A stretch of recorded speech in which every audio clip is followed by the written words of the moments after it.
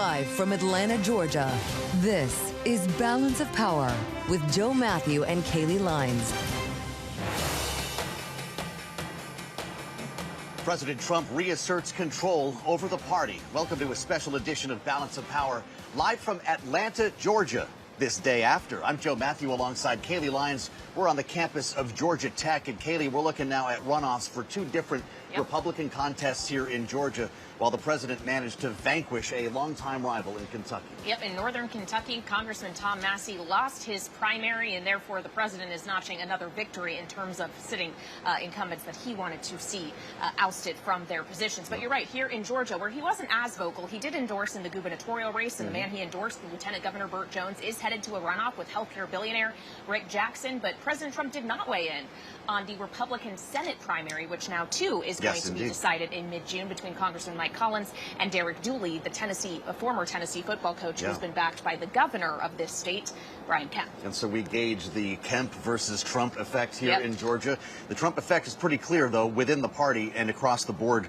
last evening, which we'll be talking more about with Tyler Kendall coming up. She'll have the latest for us on Iran as well. And something special this hour, the former mayor of Atlanta, civil rights icon, former congressman from Georgia and former ambassador to the UN, Andrew Young, is going to join us right here on our set. Yeah, we're really looking forward to that conversation, especially his thoughts on the Kailey ruling from the Supreme Court that gutted Section 2 of the Voting Rights Act and has paved the way for states like Georgia, at least in 2028, and others across the South to redraw congressional maps and get rid of majority-minority districts. So we're very much looking forward to that conversation. But we have to begin, as always, with a check on the markets, because it's a pretty big day for markets, too. NVIDIA earnings are on their way after the bell, so let's get a check now as we turn to Charlie Pellet up in New York. Hey, Charlie. Thank you very much, Kailey Leinz. And ahead of that report, NVIDIA shares are moving higher now. They're up by 1.8%. Developing story, OpenAI is said to be preparing an IPO at more than a $1 trillion valuation. That, according to a headline right now on the Bloomberg from the FT. OpenAI, according to the Journal, is preparing to file for that IPO in coming days or weeks. Stocks higher across the board right now. The S&P 500 index, however, off session highs, still up 60. That is a gain now of 0.8%, 74.14 where we stand on the S&P. Dow Industrials still below 50K. Right now, the Dow, though, up 495, up 1%. NASDAQ up 304, up by 1.2%. The NASDAQ 100 index up 1.3%. And the Russell 2000 index outperforming, up 2.1%. Our Mag 7 index up 0.9%. NVIDIA, of course, a part of that index, up now by 1.9%. All of this with the VIX below 18, a 10-year at 4.57%, the 2-year 4.04%, the 30-year 5.11%. Gold up $51 the ounce to $45.34, up now by about 1.1%. We do have silver pushing higher by 3%, silver $75.93 the ounce, and West Texas Intermediate crude, certainly WTI, certainly oil in general, affecting sentiment today. WTI 97.78, it is down now by 6.1%. Barrel of Brent 104.53, Brent crude down by 6.1%. A slide in oil prices and hopes for a deal to end the war in Iran, lifting stocks and bonds, again, as traders await those numbers coming out of NVIDIA. NVIDIA after the bell, and again, NVIDIA shares up now by 1.8%. Also ahead of that report, UBS analysts are predicting that ASML holding shares will rally almost 50% in the next 12 months due to increased memory demands and technology investment. The analysts have hiked their price target to 1,900 euros. They have also named ASML as one of their top picks, citing a tightening industry environment and a more prolonged investment cycle. ASML ADRs here in the U.S., they are gaining now by 5.6%. Job cuts at Intuit. Intuit will be among the names reporting after the close of trading today. Right now, we do have Intuit shares down by 3.9%. According to Reuters, Intuit said to be cutting about 17% of its staff, roughly 3,000 workers. Recapping, S&P up 58, up by 0.8%. Back we go to Atlanta. They're covering it all. Once again, your host as Balance of Power continues. Joe Mathieu and Kailey Leinz. All right, Charlie Pellet, thank you so much. We are covering it all indeed, from the results of yesterday's primaries here in Georgia and in 5 other states across the country to geopolitics, which we're tracking on a number of fronts as we await a decision, it seems, from President Trump potentially in coming days to either move forward with continued military strikes against Iran or pursue an actual deal. But we're also tracking Cuba, as we've seen, obviously, increasingly aggressive rhetoric coming from the administration, trying to pressure the Cuban regime. And now the DOJ, the U.S. Department of Justice, is making a filing in a federal court in Florida, an indictment against Raúl Castro, of course, the former president of Cuba, the brother of Fidel Castro, still in many ways a de facto leader in Cuba. This is tied to the shooting down by the Cuban Air Force of planes in the 1990s, but many see this as essentially potentially a precursor to a greater pressure campaign, a la what we saw in Venezuela with Nicolas Maduro. Unclear whether we'd be going to seize him as we did Maduro. But look, the president's been talking about this for weeks, I suppose months now, just recently saying Cuba is next after operations in Venezuela that led to this, and now, of course, with Iran. The acting Attorney General, Todd Blanche, is going to be holding forth in a news conference a short time from now. We'll keep ears on that, Kailey, to see if he speaks to this. And, of course, we've got the matter of Iran now with a new warning to the United States, suggesting that it will attack U.S. interests or allies outside of the region, outside of the Middle East, if America indeed resumes kinetic action. The president is being briefed by senior military leaders on potential options with regard to that right now. And ahead of our conversation with iconic civil rights leader Andrew Young, we want to compare notes with our Washington correspondent Tyler Kendall, is on the scene right now in Washington with the latest on all of this. Tyler, do we know any more about this indictment in Cuba, Raúl Castro? We are expecting additional information to come from the Department of Justice as they hold this event in Miami. But as you mentioned, it really does dovetail with what has been, at this point, months of pressure from the U.S. on the Cuban regime to capitulate to U.S. demands. We've seen really a strong economic sanctions list put on Cuban officials just earlier this week.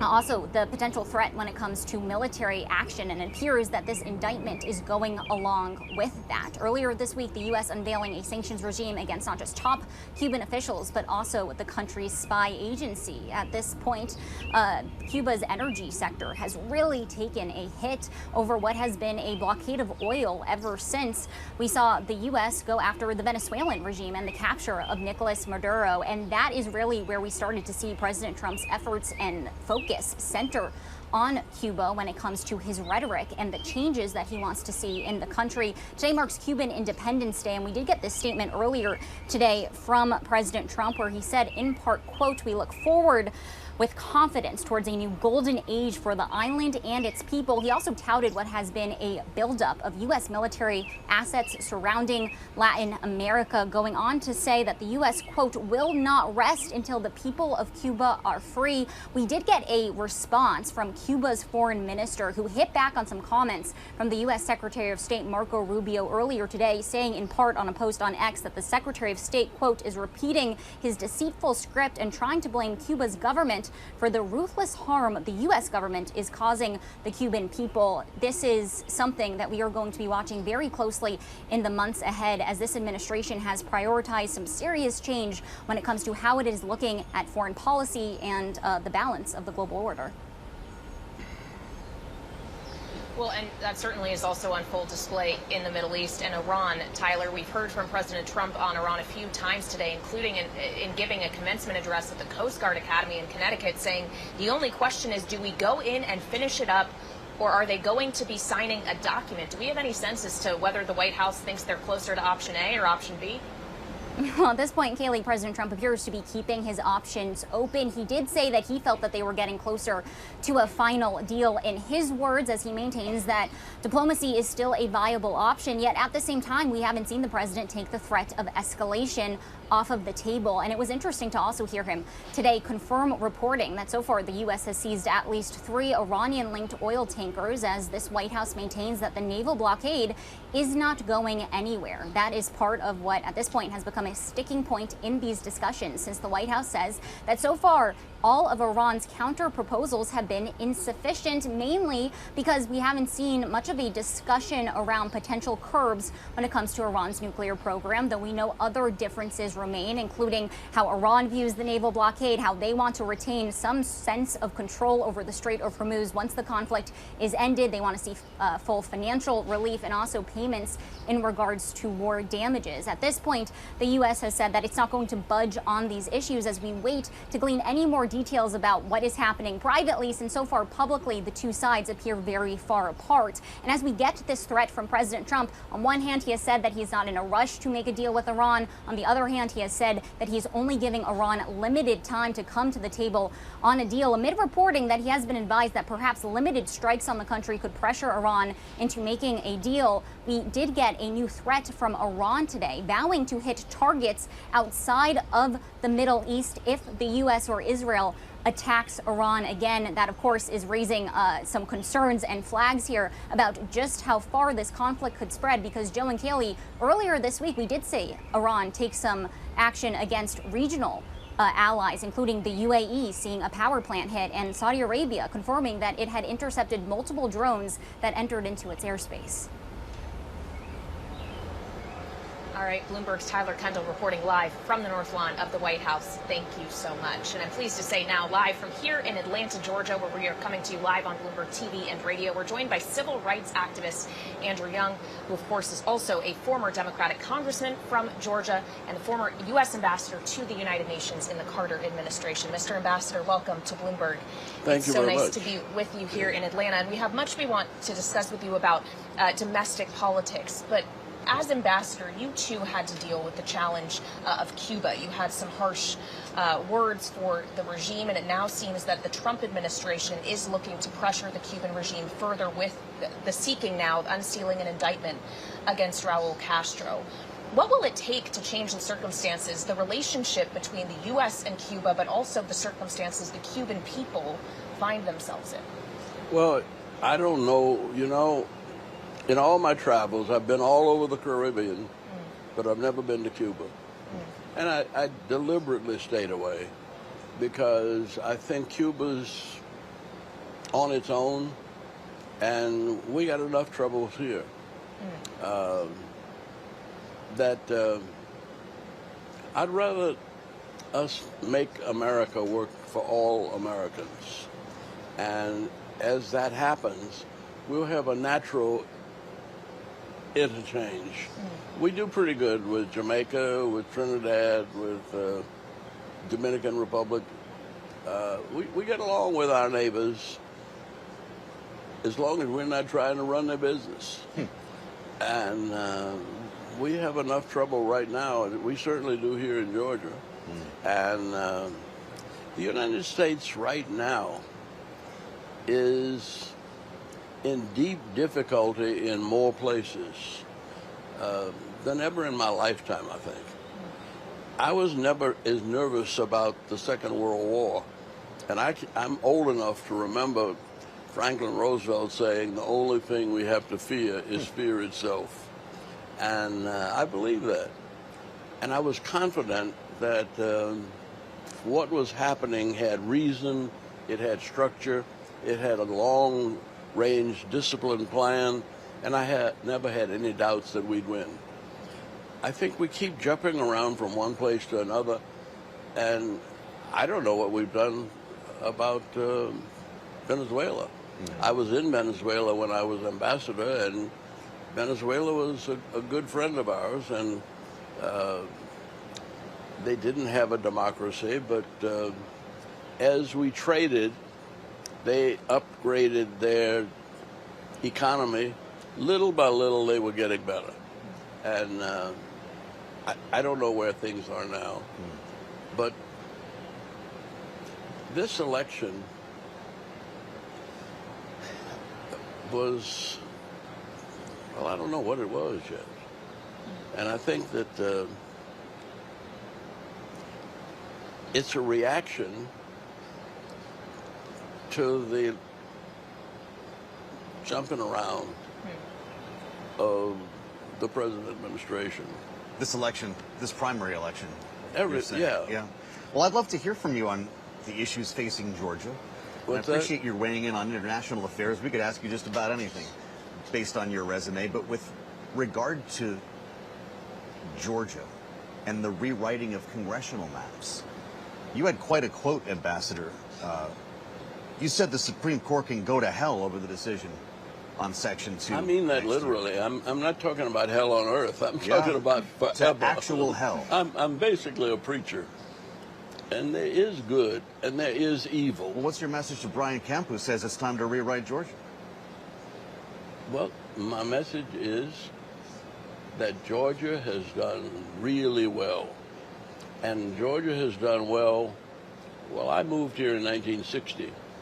And since then, we've developed a mass transit system, a wonderful highway system.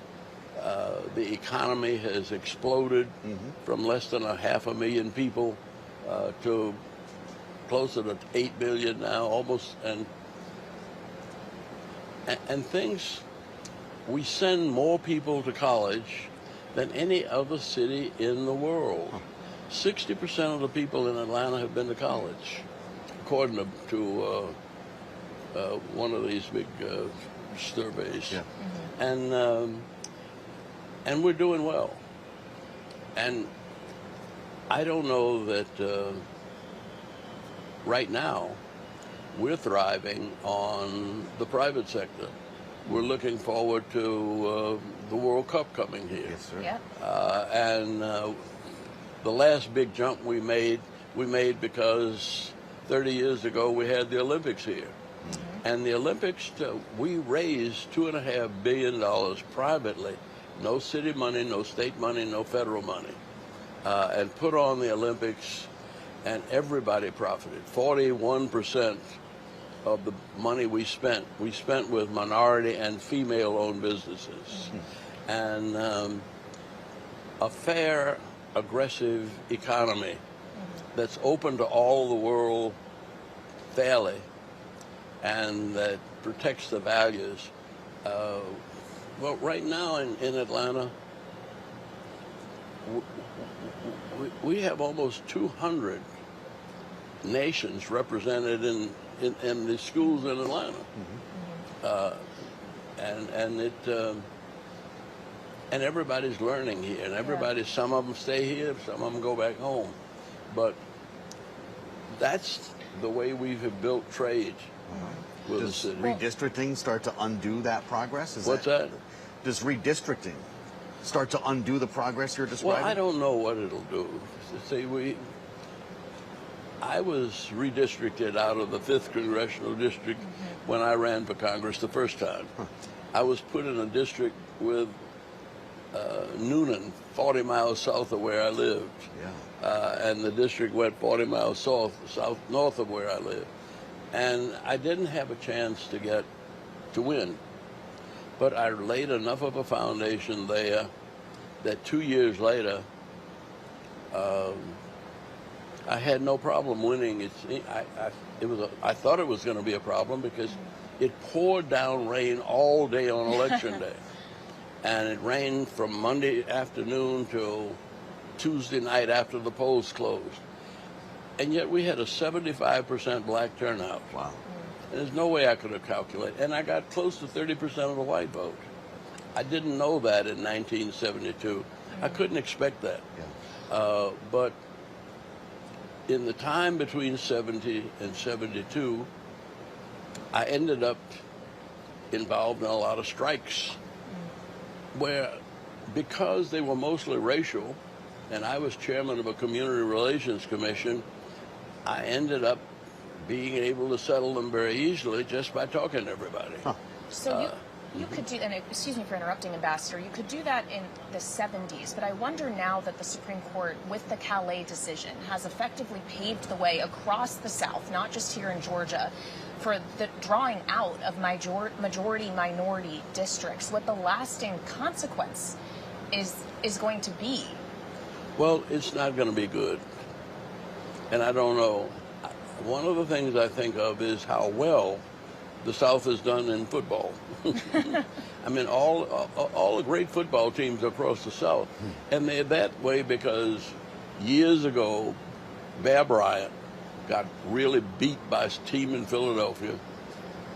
And he finally said, if we're going to play football, we have to have speed. And more speed. And I don't care what color it is. Now, that's when all of the South began to rise up in the nation. If you're going back to redistricting and moving black folk out of key positions, it's not going to be good. It's not going to be good for anybody. It's not going to. I mean, there are more rich white people. There are more white people going to college than there were 20 years ago. See, and I think the way this city is going, and there's a judgment day coming. It might not be this election, but I just have real confidence in the American people, and I have confidence in our Constitution. Yeah. We'd love your read on the gubernatorial race before you leave us, because you ran, Stacey Abrams ran twice. Now Keisha Lance Bottoms has an opportunity to be the first black governor of Georgia. How does she win? How does she beat the Republican who will be chosen in that runoff with Brian Kemp's backing, possibly? Well, Brian Kemp was a moderate guy when he got elected. Everybody liked him. And most of us would think that he's been a fair governor. But that meant that he withheld 11,078 votes from President Trump. He didn't change those votes. Yeah. Right. And he governed Georgia. If he's playing national politics, there's another judgment to be made. How about Keisha Lance Bottoms? How does she become the next governor? She becomes the next governor by really the two Republicans. Their campaign ads have been antagonistic since the very beginning, and it's not going to slow down. They will take Keisha Lance Bottoms for granted, but when you look at the slates that have won, it's amazing how many women are there. That's right. And not only that, how the civility of women in politics, the politeness, the brains. We got a lot of smart women running around here, and anybody that plays them cheap is going to get beat. Fascinating. Looking to a judgment day here in American politics, Andrew Young, the civil rights legend, former congressman, former mayor of this great city of Atlanta. You must be dazzled by this skyline with Google looking down on us. When I was elected, none of this was there. Well, we understand that, and that's partly why we came down here today, was we're to gauge the glad to progress have of you. Atlanta. Thank you for joining us today, and appreciate your conversation, Ambassador. Alongside Kailey Leinz, I'm Joe Mathieu. We've got a lot more ahead here in our special coverage, a special edition of Balance of Power, live from the campus of Georgia Tech in Atlanta. Yep. And before we get to more here on campus, we'll turn to Wall Street, where Charlie Pellet is tracking the trade for us today. Hey, Charlie. Hi, thank you very much, Kailey Leinz. Indeed, we got our own Judgment Day coming up after the close of trading. That is when we hear from NVDA all about NVIDIA. NVIDIA shares pushing higher right now ahead of earnings. NVIDIA right now up by 2%, by the way. Also reporting after the bell, we will be hearing from Intuit. That stock also trading lower right now ahead of earnings. Intuit now down by 4%. Bottom line here, the Dow, the S&P, NASDAQ, they are all pushing higher. We're seeing a slide in oil prices on hopes for a deal to end the war in Iran. That is lifting stocks, also bonds, and right now we have got the S&P 500 index up 62, 74.16 where we stand. A gain right now of 0.8%. To be sure, we are off session highs. The Dow Jones Industrial Average now higher by 547, up by 1.1%. NASDAQ up 309 for the NASDAQ Composite Index, a gain of 1.2%. The NASDAQ 100 Index pushing higher by 1.3%. But look at small caps today. The Russell 2000 index of small cap shares, it is gaining by 2.2%. All of this for the Mag 7 index. The Bloomberg Mag 7 index up now by 0.9%. Again, NVIDIA part of that index. NVIDIA shares ahead of earnings up by 2%. The VIX below 18, a 10-year 4.57%, the 2-year 4.04%, and the 30-year now at 5.11%. Gold is up 1.2%, 45.35 the ounce, while West Texas Intermediate crude slipping now by 6.5%, back below $100 a barrel. WTI 97.34, barrel of Brent, the global benchmark, just above 104 now. Barrel of Brent crude down by 6.3%. Bitcoin 77,430. Bitcoin up by 0.6%. OpenAI is preparing to file for an IPO in coming weeks. It's targeting a public debut sometime in the fall. The company is working with Goldman Sachs and Morgan Stanley to make a confidential IPO as soon as this Friday. According to the FT, this could be a $1 trillion IPO. Intuit cutting about 17% of its staff, 3,000 workers, that according to Reuters, citing an internal company memo. Meta Platforms is alerting thousands of employees that they are being laid off. All part of a previously announced restructuring aimed at reducing costs while the company invests heavily in AI. The company began notifying workers around the world this morning, starting with employees across Asia who got the note at 4 a.m. Singapore time. Meanwhile, the Irish Times says Meta is planning to cut 20% of its Irish workforce, or as many as 350 jobs. Dublin serves as Meta's European headquarters.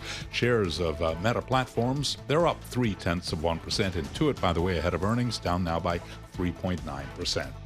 So again, recapping here, we are looking at an update for the Dow, the S&P, and NASDAQ. The S&P 500 index at 74.15, up by about 0.8%. The Dow Jones Industrial Average up 538 on the Dow. That is a gain now of 1.1%. The NASDAQ Composite Index up 308, higher by 1.2%. And the Russell 2000 Index higher by 2.2%.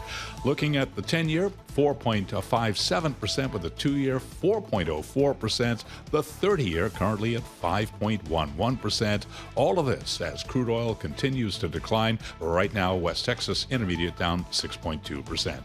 Back we go to Atlanta. Once again, your hosts, Joe Mathieu and Kailey Leinz.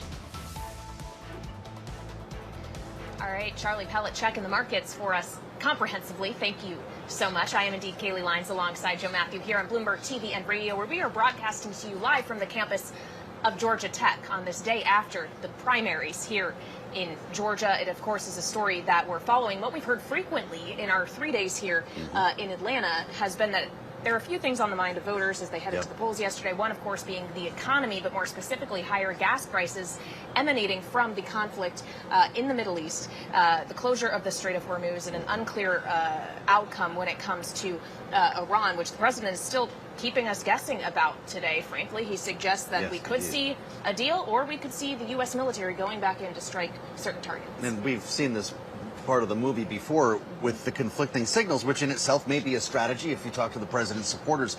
It's interesting today to see the relief in interest rates after the president said final stages. Those are the words. The deal is in its final stages. Well, almost in the same breath, to Kailey's point, said that there could be a big hit. We're going to hit him again hard if a deal doesn't come together. And so maybe the professor can help us sort all of this out. As we mentioned, we're live on the campus of Georgia Tech, and we're joined by the associate professor in the Sam Nunn School of International Affairs, Professor Rachel Whitlark, non-resident senior fellow at the Atlantic Council Scowcroft Center for Strategy and Security. Thanks for meeting us here on our set today. It's great to have you. These mixed signals might have a certain impact in the president's view, but it's certainly keeping the market confused. Are we closer or further away from a deal? You know, frankly, I think it reflects the sort of competing tensions that the administration is trying to juggle at the moment. Yeah. I think you've heard the president over a couple of days now say, you know, looking for a quick solution. The possibility of robust military escalation is on the table, but also preserving the diplomatic off-ramp. And I think those competing tensions reflect the larger cacophony of noise, as you were saying, the domestic concerns, the congressional concerns, the allied concerns. There's a lot going on here. here. And I think the duality reflects that we don't really know yet how this is going to conclude or where it's even going to go next. And so that is reflected in this tension. Yeah. Well, we know the conclusion President Trump wants. He says he wants to guarantee that Iran can never have a nuclear weapon. Can you reach that conclusion via kinetic military action, or can you only actually get to that point with diplomacy and a negotiated deal? Kailey, you've gone right to the heart of the issue here. It is incredibly difficult to use military force to destroy permanently a country's ability to acquire nuclear weapons. What we have seen historically is where military force has been successful, and I'll use that loosely, it has been more productive, at least in instances where countries have small, new, centralized military programs, and military and nuclear programs specifically. And that is the opposite of what we have with Iran. Iran has been working on a nuclear endeavor for decades. They have learned from other countries who've been on the receiving end of military force, say Syria or what have you, and they are smart. They have hardened their facilities, they have dispersed their facilities, they have built in redundancies. So military force can get you to degrade the capacity, it can delay it, it can impose costs, but fundamentally it's about a political decision. Yeah. You need the regime to decide that this is not something that they see in their interest, and we've been waiting for that for a very long time. Well, we sure have, and it seemed to be, I guess we could call it a miscalculation by the administration on the political leadership, potential future political leadership of Iran. The president has already suggested or declared that regime change has taken place, but imagine a world in which there was a U.S. strike that broke Mahmoud Ahmadinejad out of his house arrest and put him at the top of the regime. The New York Times has a big scoop to say this was plan A for the administration. Apparently he was too badly injured to make this happen. What would have taken place in that world? You know, it's each next iteration of this story, there's something more wild than what we've been thinking about the past. Does it imply a misunderstanding of the politics domestically in Iran? I think it implies a misunderstanding of what military force was going to be able to do quickly in Iran. And whether it's Ahmadinejad in particular or someone else, my sense is the hope was both in the United States and potentially in Israel as well, that military force would quickly lead to an uprising, whether a Kurdish intervention, some kind of more moderate regime coming to power in Iran, and both in terms of the successor to the Ayatollah, who appears to be more radical rather than less, and you know, the possibility of Ahmadinejad coming to office, which seems to have not gotten anywhere real fast, suggests that they had high hopes for something that was going to be a much more a quick success, and that has not been borne out. Of course, that was also the hope of Operation Midnight Hammer, and the president to this day still maintains that it was the quick success that the U.S. was looking for, that it led to the obliteration of Iran's nuclear program, but we are still here talking about said nuclear program, and he keeps coming back to this issue of the nuclear dust, the enriched uranium still in Iranian possession. He has, in just the last few days, referred to it as psychologically important for the United States to retrieve. He, in an interview last week, suggested that it was important to get that remaining enriched uranium for essentially public relations purposes. Can you talk to us about the consequence of being able to obtain that, guarantee Iran no longer has it, what they could do with it, even if it is dust, quote unquote? Right. So my read is that it's more than dust, right? What we are talking about is significant quantities of enriched uranium. And before last summer's military campaign and this military campaign this year, you know, the best estimates from the International Atomic Energy Agency were that it was enough material to make multiple nuclear weapons following a political decision to do so, which they have not made. And so that material is consequential. We'll get to the politics and the rhetoric and the psychology of it, but it is consequential in terms of a future decision to pursue nuclear weaponization. And one of the consequences of this military campaign and last summer's is that the IAEA inspectors have been kicked out, and we have far less insight into what is going on the ground, what is happening on the ground with the nuclear materials, this and otherwise. And so I am deeply concerned about where that material ends up. And I'm also very concerned about what the military operation would look like to go in and get it. This is not a trivial undertaking, and we've seen that this has been a robust campaign where the Iranians have been able to hit back and persist and persevere over weeks and months. And so we're not dealing with an easy mission by any means. So I think the president is correct that this is important, but I think it misses the larger picture to just think about it as a psychological thing. Well, he was trying to make the rationale to suggest that we're watching it 24 hours a day. We've got satellite coverage. They can't get near this without us bombing them, knowing that it would take thousands of troops to excavate that material in a very delicate mission to get it out of the country or safely disposed of somewhere. When you consider the cornered animal that this regime could be if the United States resumes strikes, would they be able to get to that material or not? You know, it's hard to know because we don't know what that resumption of military activity would look like on the part of the United States. I can say that we have been burned before as an international community that thought it had great insight, great satellite coverage, great intelligence, and there are things that we were surprised by, you know, in the Iranian case and otherwise. And so that makes me skeptical that we have anything close to perfect intelligence or insight into what is going on. And it's hard to think about pursuing this kind of an operation without hostility. And it's even more complicated during an active war zone and with everything else that would be going on. So I don't think we should minimize or trivialize what it would take. Well, so I want to get back to the idea of monitoring that Joe was talking about. The U.S. military via satellites is able to keep an eye on what Iran is doing. If we eventually, and it is an if, get to some kind of negotiated agreement with Iran where they have said that they will stand by a moratorium of X period of years on enrichment. How can that be guaranteed if you don't have the IAEA in there with inspectors actually being able to directly monitor up close and personal that activity? I think the short answer is you can't.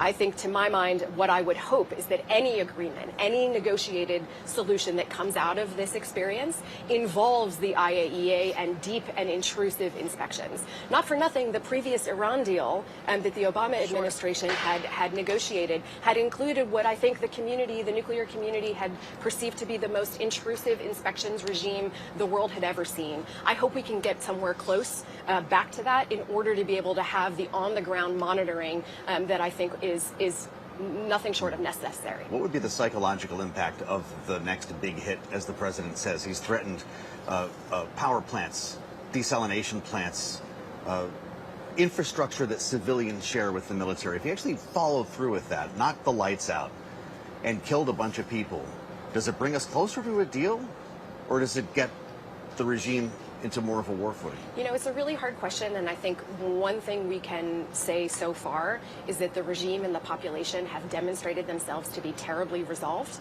right? They are not going quietly. They have not folded, right? We haven't seen... And the people have not risen up? The people have not risen up, despite any kind of projections about what that would look like from the U.S. Or the Israelis. So I'm personally skeptical that that is what we would see. I think we can point to the fact that there may be one major paradox to using military force as a counter-proliferation strategy, right? If you are using military tools to try to convince someone they don't need nuclear weapons to protect themselves, you may actually paradoxically, counterintuitively, convince them that that's the very thing that they need. So I worry about the implications of that, you know, going hard, hitting the population, the electrical grid, et cetera, that it might just further harden an already hardened regime towards this goal that we're ostensibly trying to prevent in the first place. Well, we're so glad you could join us, Professor. I hope we don't have to come to Atlanta to get you back on. Rachel Whitlark here on the campus of the Georgia Institute of Technology. Many thanks to you for being with us. I'm Joe Mathieu alongside Kailey Leinz in Washington. And we do have breaking news. As we told you was likely coming, the indictment is now official. Kailey, the United States is charging Cuba's Raúl Castro with murder in a 1996 incident involving a downed aircraft. The acting Attorney General, Todd Blanche, is holding a news conference right now at Miami's Freedom Tower, rolling out the details of this indictment. We've got Miles Miller with us right now with a live report. Miles, what do we know?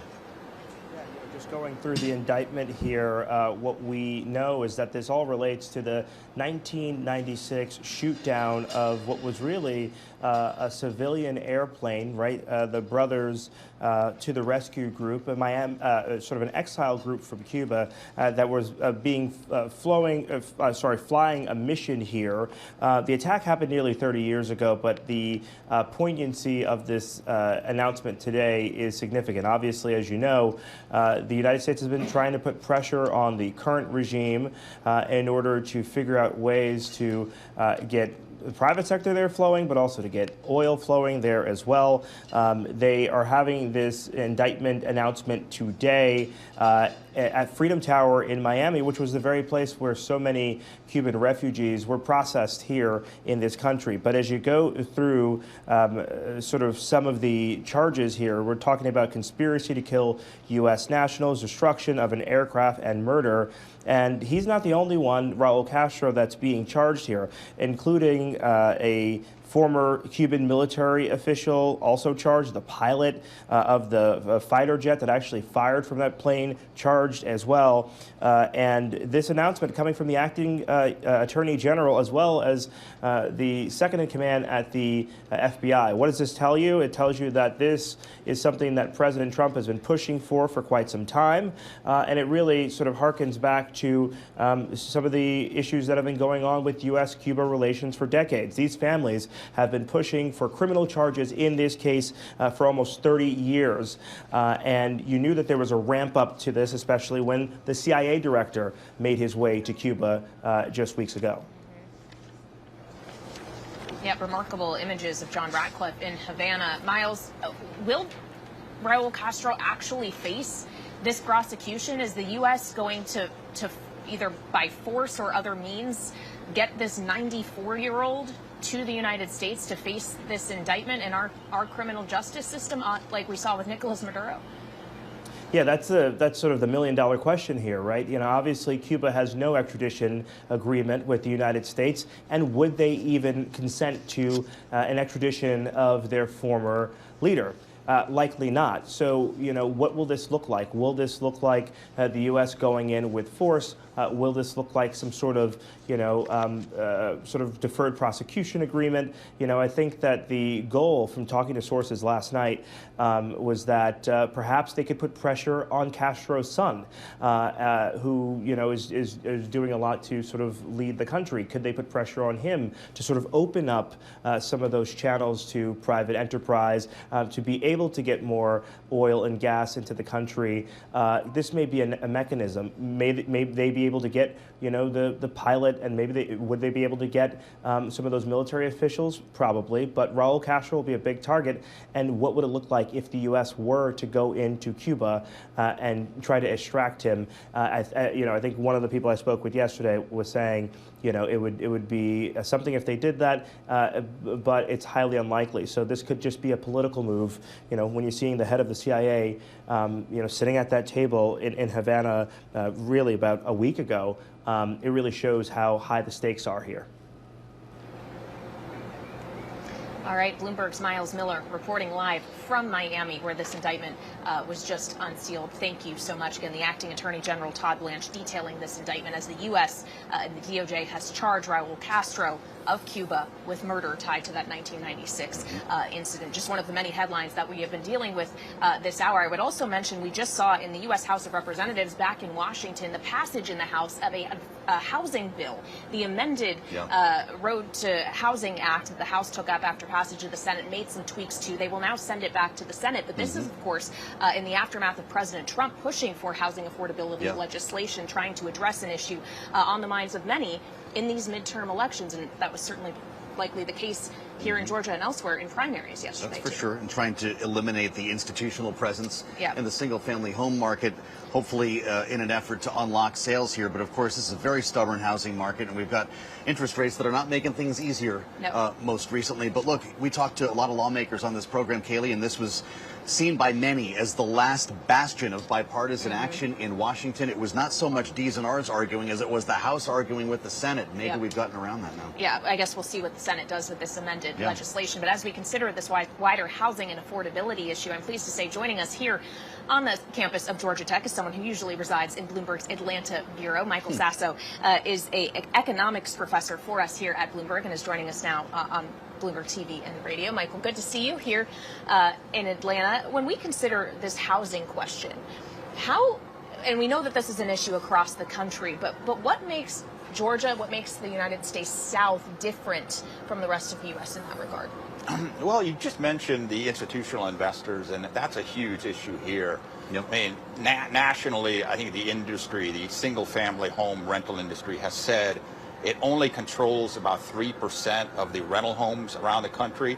So that kind of mitigates the impact, or that's what they're trying to get across. But here in Atlanta, the Metro Atlanta has around 30% of its rental housing stock is controlled by institutional investors. Wow. So so for the people who want to see some kind of restrictions, that's what they point to. Yeah. There's likely to be a much bigger impact in a place like Atlanta than there is maybe in Topeka or wherever. Well, 30% is a big number. If this became law and those firms were forced to sell all of those homes, what would it mean for prices here in Atlanta?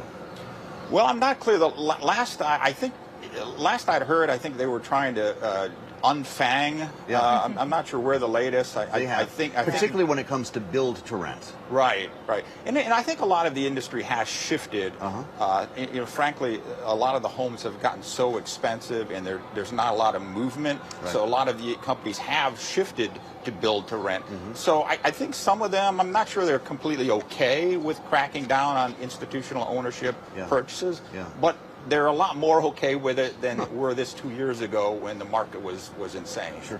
Well, and obviously, when we consider market dynamics, you still have the stubborn fact that interest rates and mortgage rates are still a whole lot higher than they were, say, 5 or 6 years ago, and therefore people who are locked in at those lower rates are not eager to be moving at this point when we consider these wider supply challenges that all of this feeds into, and there's no sign that is going to improve anytime soon. No. What I've seen some Mortgage Bankers Association projections that we could be at 6.3% mortgage rates through end of 2027 or so. So I don't know when we're going to get back to I have a 2.8% mortgage. Seems like a dream, right? You are. In the Metro Atlanta suburbs. I don't know. Unfortunately, I don't know when we're going to get back to that. Well, obviously, this could be answering all of the questions we have about housing, with price pressures pushing interest rates higher and a Fed chair who might be handcuffed by what's happening in the Strait of Hormuz on the other side of the world. If we do see continued increases in mortgage rates, does that just keep people nailed in place? Does it prevent more first-time home buyers from coming into the market, or both? Yeah, you're absolutely right. I did a story, I think it's about 8 months ago or something, and the average first-time purchaser of a new home is now 40 years old. Imagine that. And that's pretty amazing. Yeah. And so I don't know what's going to move. I think even housing experts are stumped about what's going to move the market. I mean, with rates as high as they are, tied to treasuries, with people stuck in their homes. I mean, it's kind of the administration's trying to do some things. At one point they were claiming builders were price fixing. Other time they're talking about buying mortgage-backed securities. All of these seemingly have a fairly limited impact. Right. There's not a lot of much they can do to really move the needle on this. Well, and finally, Michael, we were joined at the top of the hour by Andrew Young, of course, civil rights activist, but also former mayor of Atlanta decades ago, when he was describing to us the city that was very different. He said the skyline behind us here didn't exist when he was mayor. It's a city that has grown very much so, and we've seen a lot of population growth in cities throughout the South, not just happening naturally, but because people are choosing to move here. Can you talk us through that dynamic here in Georgia and in the region more largely? Yeah. I did a story a couple, 2 or 3 years ago. It was, the number of just a huge surge of people moving into the region. Some of that has frankly slowed, particularly some of the big cities in the South: Atlanta, Miami, Tampa, Orlando, Dallas. Some of them are even seeing what they call net domestic out-migration. It's a fancy word for domestic folks who live here are choosing to move out. Yeah. And when you just look at that domestic population, this is really unusual for some of these markets. They're seeing more domestic out-migration than in-migration for the first time in a while. And so that's a big change in the market. And we'll have to see if it sticks. Maybe a duck can fix it. That might sound strange, but we're actually going to be joined by a duck next. Is that why you came to see us from the Bloomberg Bureau? Well, I heard in the green room that talked about ducks, but I thought like little fake ducks. No, we got a big, real duck. I was excited to see this skyline we're talking about, I see Google looming. Aflac's another one. They're going to join us next here at our set on the campus of Georgia Tech with the Aflac duck. This is not AI. It's not digital. It's real. How did we get into this? We're going to have to talk to management about that. No, this is going to be fascinating. Hold on for this. We're going to talk AI. We're going to talk about the customer experience and exactly what AI is doing for this fascinating company here. Live from Atlanta, alongside Kailey, Leinz, I'm Joe Mathieu. First, we want to update the markets, and for that we turn to Charlie Pellet, live from World Headquarters in New York. Hey, Charlie, how's it going? Hello there, Joe Mathieu. We got it all, from ducks to bulls, bears. I got you covered on Wall Street with the Dow, the S&P, NASDAQ. They are all advancing right now, solidly in the green. S&P 500 index 74.18, up now by 65 points. That is a gain right now of just about 0.9%. Dow Industrials up 580 now, higher by 1.2%. The NASDAQ Composite Index up 328, NASDAQ higher by 1.3%.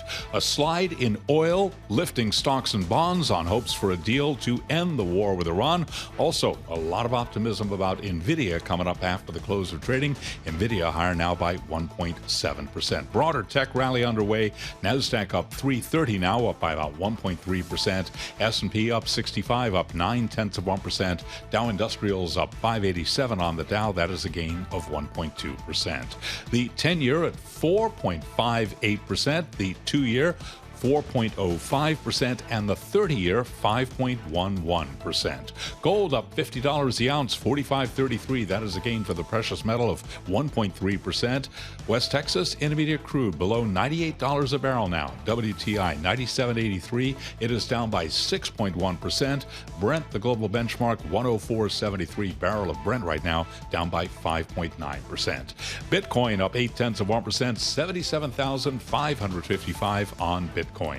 Beyond Wall Street, the U.S. has charged former Cuban President Raúl Castro with murder relating to the 1996 downing of 2 civilian aircraft operated by Brothers to the Rescue. Those charges announced moments ago by Acting Attorney General Todd Blanche. S&P up 0.9. That is a Bloomberg Business Flash.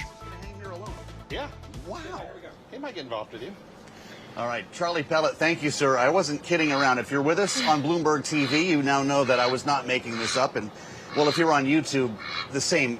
Dial us up, Bloomberg Business News Live on YouTube. Kailey, it's never happened before on Balance of Power that we've been joined by a duck. We got to go wide on this here, right? Now, it's not just a duck. This is Aflac, the duck. That's his name. He's looking right into my eyes. Yeah. The namesake of the great insurance company based here in Atlanta. Look at that close-up, man. You were born to be on TV, my friend. And Keith Farley is with us as well, the Senior Vice President with Aflac. Do you guys travel together usually? We do. When I found out there would be 2 of you, I figured there should be 2 of us. This is our power panel. I talked about the Peachtree panel, and I think we found it. Are you feeling okay? We're going to... No, okay, that just means he's excited. I'm excited as well, yeah. That's like a wave. I think this is already getting better. So, we'll have questions for the duck, Keith, but the whole concept here is AI. We've been hearing about it all week. We're on the campus of Georgia Tech, of course, where they're doing amazing work. We're about to hear from NVIDIA after the bell. And companies like yours are trying to seize on this new technology to try to make the customer experience better. This is a real duck, by the way. It's not AI. No AI here. How are you using AI to make the business work more smoothly? Yeah, so I would say while the duck is an AI and it's real, we do look at how we can use AI to improve our customer experience. And for us, what we do is we try to strike a balance between what is truly authentic and human. And we think about the business we do. We're the #1 provider of cancer insurance in the U.S. and Japan. When someone's been diagnosed with a disease like cancer, they don't want to talk to an AI. They want to talk to a real person on the other end. So what we try to do is figure out what things could we do to free up time for that human so that they can have more conversation with the people, while things in the back end, like maybe the after call notes or the change of address and some of those more rote things, can be done by the AI. We try to remind our employees that the first A in AI is artificial. And when you've been diagnosed with a disease like cancer, or you've broken a leg or had a heart attack or stroke, sometimes you want another A, and that's the authenticity. How about that? Well, so when we consider the ways in which you still need humans for a lot of this, and the idea that artificial intelligence can at the very least improve some things that don't require that kind of compassion, if you will, can it at the very least result in faster claim processing, people hearing back, getting their payout sooner? Yeah, it frees up time. So if you think about when a claim comes in, we can have AI take a look at it and highlight and call out all the things that happened and give a quick summary. Then the employee can go in there and make the decision, hey, what's going to be covered and what's not. But it really helps in terms of ingesting the claims, bringing them in faster, to give that faster experience from a claim standpoint. Really interesting. As this technology accelerates, do you have a division at Aflac that's experimenting with different models? How do you know when it's time to implement something? Yeah, so I'd say for the last 2 years, it's really been pushed from the top down. Yeah. There's been a lot of interest, and so we don't have a specific division other than maybe IT, but really from a business standpoint, we've said that every employee should lean into AI and figure out how can it make your job easier, better, and faster, all in the name of providing for that customer.